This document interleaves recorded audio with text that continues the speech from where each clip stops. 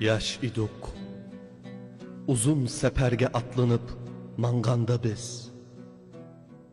Emdi at kamin gidek, bob kaldı enen evrimiz.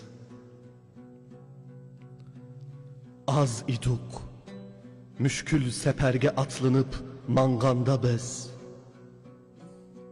Emdi çok kervan atalduk, kaldırıp çöllerde iz. Kaldı iz, çöller ara, gahi davanlarda yine. Kaldı mini arslanlar, deşti çölde kevrisiz. Kevrisiz kaldı dimen, yulgun kızargan dalıda. Gül çiçek kepürkünür, tangna baharda kavremez.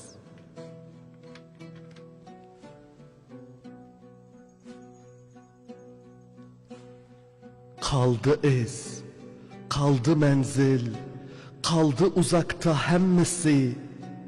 Çıksa boran, köçse kumlar, hem kömülmez izimiz. Tohtımaz kervan yolu da, gerçi atlar bek oruk.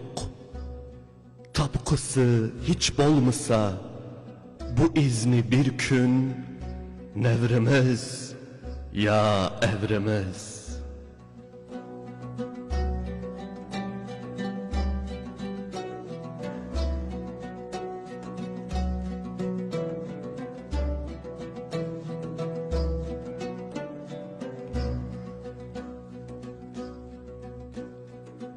Genç idik, uzun sefere atlanıp yürürken biz. Şimdi ata binecek kadar oldu torunlarımız. Az idik, uzun sefere atlanıp giderken biz. Şimdi büyük kervan anıldık, bıraktık çöllerde iz.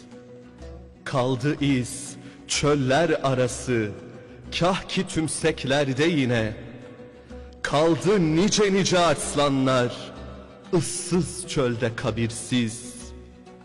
Kabirsiz kaldı demeyin, ılgın kızarırken dalında. Gül çiçeğe bürünür, yarı baharda kabrimiz. Kaldı iz, kaldı menzil, kaldı uzakta cümlesi. Çıksa boran, göçse kumlar, hem gömülmez izimiz. Beklemez kervan yolunda, gerçi atlar pek zayıf. Bulacak hiç olmazsa bu izleri, torunlarımız ya neslimiz. Bulacak